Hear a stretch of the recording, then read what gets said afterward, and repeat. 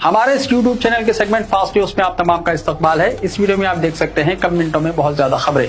तो आइए शुरू करते हैं वीडियो को और देखते हैं आज की ताजा तरीन खबरें। शराबी मस्जिद में घुस गया, कुरान पाक के नुस्खों को फरोख्त करने की कोशिश। हैदराबाद के पुराने शहर में शरअंगेजी का वाक़या। हैदराबाद के पुराने शहर में शरअंगेजी का वाक़या पेश आया। कंदीगल गेट में वाक़ मस्जिद जिलानी शरीफ में जुमे की शाम एक शराबी घुस गया। इसने वहां से कुरान मजीद के नुस्खे उठा लिए और वो इन्हें करीब में वाक़ स्क्रैप की दुकान में फरोख्त कर रहा था। मुकामी अफराद ने इसे देखकर पकड़ लिया और कुरान पाक के नुस्खों को मस्जिद में लाकर रख दिया। मुकामी अफराद के इत्तला पर पुलिस वहां पहुंच गई। पुलिस का कहना है कि पकड़े जाने वाले शख्स का नाम यादगिरी है और वो कचरा चुनने वाला है, जबकि मुकामी अफराद के मुताबिक वो हालत नशे में था और वो मस्जिद में घुस गया और उनका कहना है कि इसके पीछे कौन है इसका पता चलाया जाना चाहिए और ये भी मुतालबा किया जा रहा है कि एक साजिश के तहत ये शरअंगेजी की कोशिश की गई है। शरअंगेजी के वाक़े की इत्तला मिलते ही जनाब फहद बिन अब्दाद मजलिसी कॉर्पोरेटर फौरी मस्जिद के पास पहुंच गए और उन्होंने इस पूरी साजिश का पता लगाने का मुतालबा किया। पुलिस ने इस सिलसिले में केस दर्ज कर लिया और छानबीन कर रही है। चार मीनार के दामन में हाईकोर्ट ने बदकम्मा की मशरूत इजाज़त दी। तेलंगाना हाईकोर्ट ने बीजेपी की महिला मोर्चा सदर को तारीखी चार मीनार के दामन में बदकम्मा प्रोग्राम के इनेकाद की इजाज़त दी है। जस्टिस बी विजय सेन रेड्डी ने महिला मोर्चा की रियासती सदर बी शिल्पा रेड्डी को भाग्य लक्ष्मी मंदिर के करीब बदकम्मा के अहतमाम की इजाज़त दी, ताहम सिर्फ 100 अफराद की शिरकत की हिदायत दी। ये प्रोग्राम पुलिस के ताउन से मुनक्किद किया जाए। अदालत ने ACP चार मीनार को हिदायत दी कि शराइत के तहत बदकम्मा प्रोग्राम की इजाज़त दी जाए और DJ म्यूजिक पर पाबंदी रहे। अदालत ने कहा कि प्रोग्राम के दौरान कोई सियासी तकरीर नहीं की जानी चाहिए। प्रोग्राम के लिए कोई भी VIP को मद्दू नहीं किया जा सकता। वाज़ह है कि ACP चार मीनार ने बदकम्मा प्रोग्राम की इजाज़त से इनकार किया था, जिसे हाईकोर्ट में चैलेंज किया गया।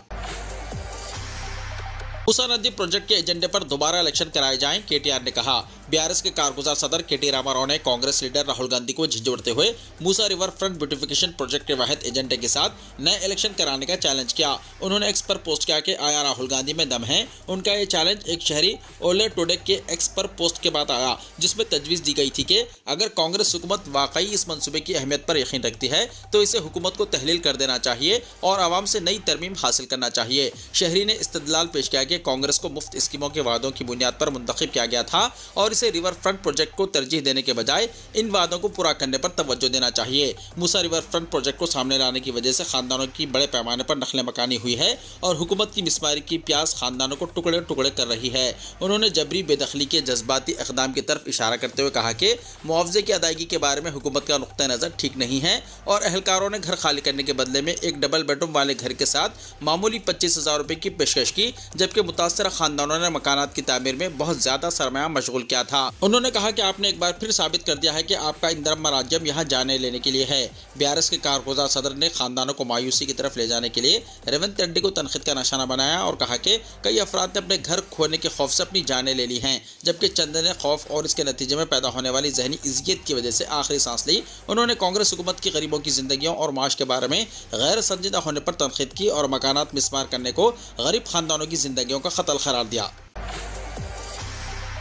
BRS के अवामी नुमाइंदों का 800 तालाबों पर कब्जा, TPCC के सदर ने कहा। तेलंगाना प्रदेश कांग्रेस कमेटी यानी TPCC के सदर महेश कुमार गौड़ ने कहा कि तेलंगाना में मूसा नदी तरक्याती प्रोजेक्ट और हैड्रा के दरमियान कोई ताल्लुक नहीं है।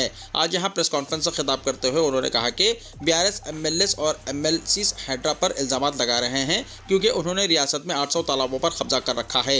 इसी वजह से वो हैड्रा के खौफ से गैर ज़रूरी तबसरे करते हुए अपनी गलतियों की पर्दापोशी कर रहे हैं। महेश कुमार गौड़ ने कहा, आज KTR को बताना चाहिए कि KCR अब कहाँ छुपे हुए हैं। उन्होंने कहा कि जो BRS कायदीन जो स्क्रिप्ट पढ़ रहे हैं इसमें थोड़ी भी हकीकत नहीं है, जबकि ये तलख हकीकत है कि BRS MLCs और MLAs ने 800 तालाबों पर कब्जा कर रखा है और इन्हें अब हैड्रा का खौफ सता रहा है। इन्हदामी कार्रवाइयों को त्योहारों के पेश नज़र रोकने चीफ मिनिस्टर की हिदायत। चीफ मिनिस्टर रेवंत रेड्डी ने मूसा नदी तरक्याती प्रोजेक्ट और झीलों की अराजियात पर नाजायज़ कब्जों की बर्खास्तगी की मुहिम को दशहरा त्यौहार तक रोकने के हुक्काम को हिदायत दी है। ज़राए के मुताबिक चीफ मिनिस्टर ने हैड्रा और मूसा रिवर तरक्याती कॉरपोरेशन अहदेदारों से कहा कि वो बदकम्मा और दशहरा त्यौहार के पेश नज़र इन्हदामी कार्रवाइयों में उजरत ना करें और इस दौरान मुकामी अफराद को तखलिया के लिए राजी करने के लिए इक़दाम किए जाएँ। ज़राए के मुताबिक चीफ मिनिस्टर ने अपोजिशन की मुखालिफत में शुरू करदा मुहिम से निपटने के लिए अहदेदारों को हिदायत दी और और कहा कि जिस तरह मुखालिफत में सोशल मीडिया का इस्तेमाल किया जा रहा है, उसी तरह प्रोजेक्ट की तायद में सोशल मीडिया पर तफसीलात अवाम के लिए पेश की जाएं। बताया जाता है कि चीफ मिनिस्टर ने नई दिल्ली दौरे के मौके पर general secretary AICC KC Venugopal को प्रोजेक्ट के हक़ाइक़ से वाकिफ कराया। बताया जाता है कि चीफ मिनिस्टर ने नई दिल्ली दौरे के मौके पर general secretary AICC KC Venugopal को प्रोजेक्ट के हक़ाइक़ से वाकिफ करवाया। बताया जाता है कि जारिया महीने इन्हिदाम में तेजी की बजाय हुक्काम अवाम से मुलाकात करके बाज़ाबतकारी प्रोजेक्ट से वाकिफ कराएंगे। KBR पार्क के तरफ सड़कों की तोसी 826 करोड़ रुपए मुख्तस। रियासती हुकूमत ने शहर हैदराबाद के KBR पार्क के तरफ सड़कों की तोसी और अंडरपास फ्लाईओवर की तामीर के लिए 826 करोड़ रुपए मुख्तस किए हैं। इस सिलसिले में सरकारी अहकाम जारी कर दिए गए। जरा के मुताबिक KBR पार्क के तरफ 4 अंडरपास और 6 फ्लाईओवर की तामीर की जाएगी। इस तरह पार्क के तरफ 6 जंक्शंस को तरक्की देने का फैसला किया गया। इसके लिए 826 करोड़ रुपए मुख्तस किए गए, जिनमें पहले मरहले के तहत 421 करोड़ रुपए से जुबली चेक पोस्ट के पास पार्क एंट्रेंस जंक्शन को तरक्की दी जाएगी। दूसरे मरहले के तहत रोड नंबर 45 के junction, Filmnagar junction, Maharaja Agrasen junction, cancer hospital junction को तरक्की दी जाएगी। Musi river front development project पर रजाकाराना तंजीमों से हुकूमत की मुशाविरत। वज़ीर information technology D Surendra Babu ने Musi river front development project के बारे में 20 से ज़ायद रजाकाराना तंजीमों और दीगर इदारों के नुमाइंदों के साथ बातचीत की। उन्होंने कहा कि प्रोजेक्ट पर अमलावरी से कोई गरीब खानदान मुतासिर नहीं होगा और हुकूमत की जिम्मेदारी होगी कि इसकी बाज़ाबतकारी को यकीनी बनाए। सुरेंद्र बाबू ने रजाकाराना तंजीमों और दीगर शोबेजात से ताल्लुक़ रखने वाले अफराद से प्रोजेक्ट पर अमलावरी पर तजावीज़ हासिल की। सदर प्रदेश कांग्रेस महेश कुमार गौड़ की मौजूदगी में ये इजलास मुनक़िद किया गया ताकि अपोजिशन की मुखालिफत से निपटा जा सके। सुरेंद्र बाबू ने कहा कि इजलास में पेश की गई तमाम तजावीज़ का एहतराम किया जाएगा। चीफ मिनिस्टर रेवंत रेड्डी ने ओहदेदारों को हिदायत दी है कि वो एक तरफा तौर पर कार्रवाई से गुरेज करें और मुकामी अवाम को इत्तेमाद में लिया जाए। मूसा नदी के किनारे जिन लोगों ने मकानात तामीर किए हैं, इन्हें बाज़ाबतकार किया जाएगा। उन्होंने कहा कि किसी भी खानदान को बेघर करने का हुकूमत इरादा नहीं रखती। सुरेंद्र बाबू ने कहा कि प्रोजेक्ट का मकसद हैदराबाद को बारिश की सूरत में सैलाब से बचाना है। शदीद बारिश की सूरत में इंसानी जानों को नुकसान का अंदेशा है। वज़ीर इंफॉर्मेशन टेक्नोलॉजी ने कहा कि हुकूमत मूसा नदी के तहफ़्फ़ुज़ के जरिए इसकी तारीखी अहमियत को बहाल करने का मंसूबा रखती है। प्रोजेक्ट की तकमील के बाद ये इलाका सयाहती मरकज़ में तब्दील होगा और हज़ारों मुकामी अफराद को रोज़गार हासिल होगा। कांग्रेस महिला विभाग की जानिब से KTR का पुतला नजर आतिश। रियासती वजीर कोंडा सुरेखा के खिलाफ सोशल मीडिया पर तौहीन आमेज रिमार्क्स और तस्वीर शाया करने पर कांग्रेस महिला विभाग की जानिब से नामपल्ली चौराहे पर कारगुजार सदर BRS KTR का पुतला नजर आतिश किया गया और KTR के पोर्ट्रेट पर चप्पलों से मारा गया। सदर महिला विभाग सुनीता राव की क़यादत में महिला कारकुनों ने KTR के खिलाफ नारे बुलंद किए और इन्हें रियासती वजीर के खिलाफ नाजिबा रिमार्क्स पोस्ट करने पर माजरत ख़्वाही करने का मुतालबा किया। उन्होंने कहा कि BRS कायदीन के पास ख़वातीन का कोई एहतराम नहीं है। KTR के माफी मांगने तक महिला विभाग का एहतजाज जारी रहेगा। हम इन्हें बाहर निकलने नहीं देंगे।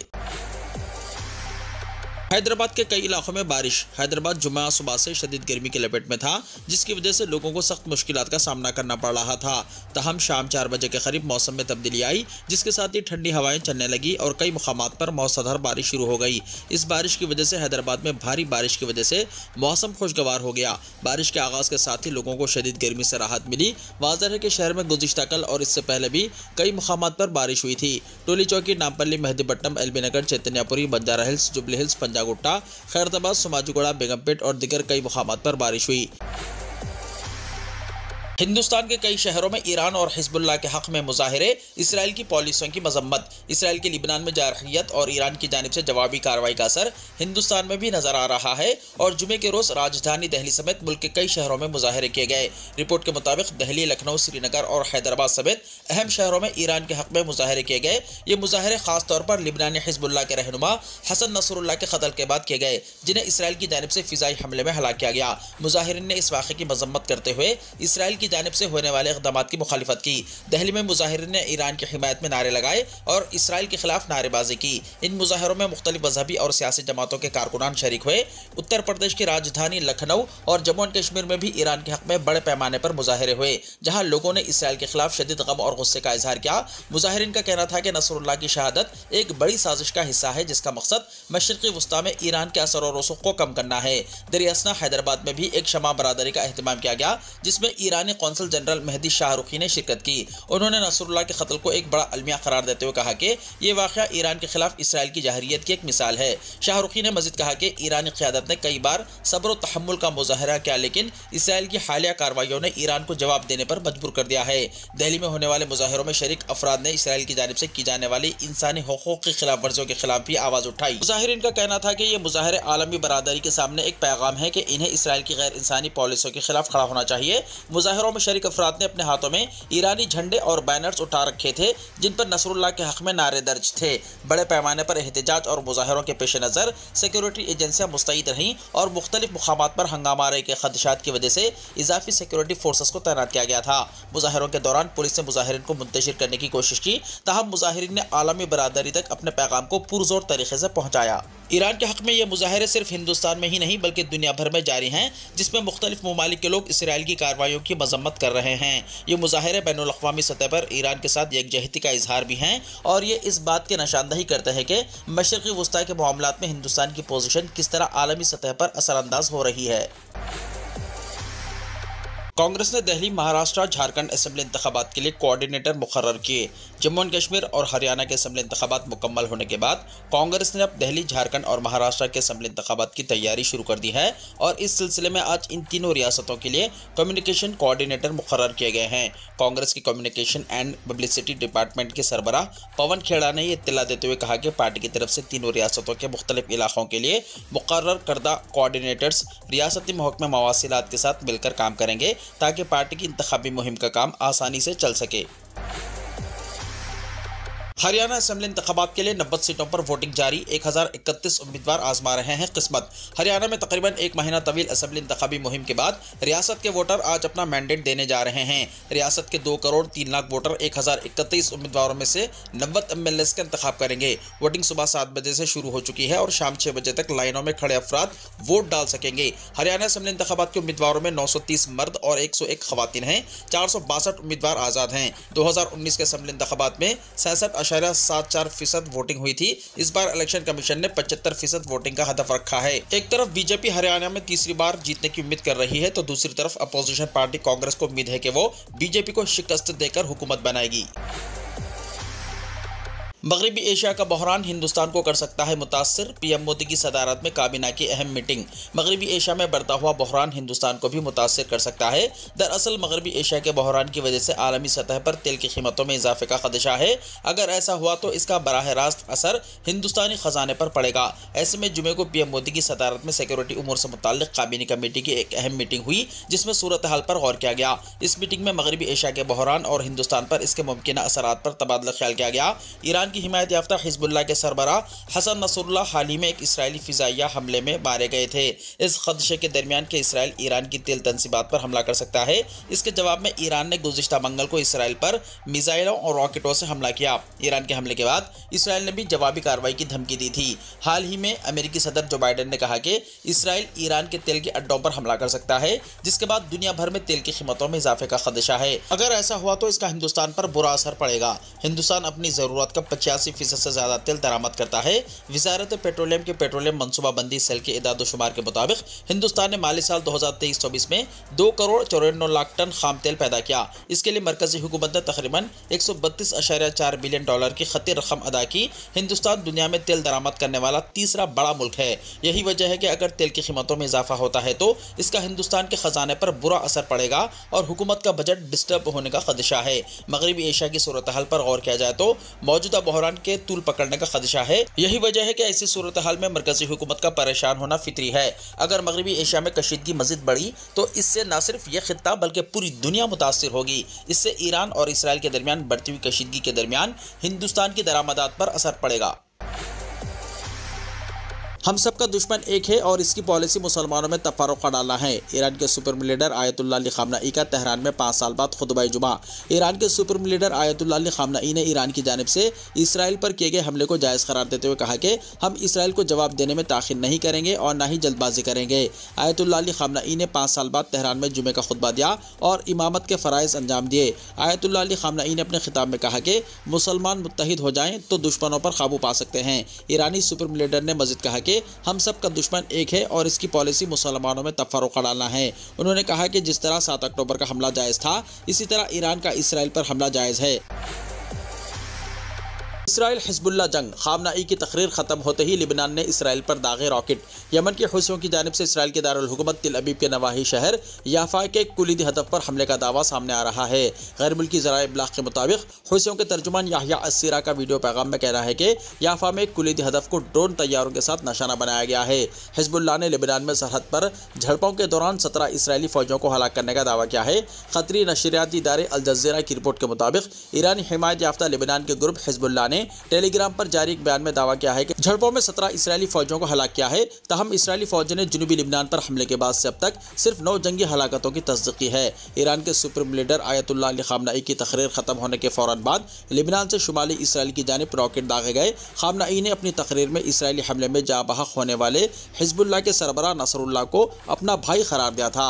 ईरान के रहबर आला आयतुल्लाह अली खामनाई ने नमाज जुमा के बाद अपने हामियों को खिताब करते हुए कहा कि तबाही का इजाला किया जाएगा और आपके सब्र का सिला इज्जत मिलेगा।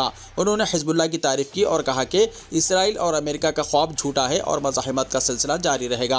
आयतुल्लाह अली खामनाई ने इसराइल पर ईरानी मिसाइल हमलों को जायज़ करार देते हुए कहा कि यह इसराइल के जराइम की कम से कम सज़ा है। उन्होंने हिजबुल्लाह की ताकत को सराहा और कहा कि दुश्मन इन तंजीमों को मुअस्सर नुकसान नहीं पहुंचा सका।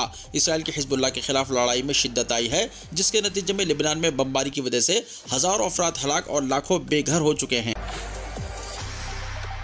वीडियो को लाइक शेयर कीजिए और हमारे इस YouTube चैनल को सब्सक्राइब करते हुए इसके बेल आइकॉन को भी प्रेस कर लीजिए ताकि हर आने वाली वीडियो का नोटिफिकेशन सबसे पहले आपको मिलता रहे।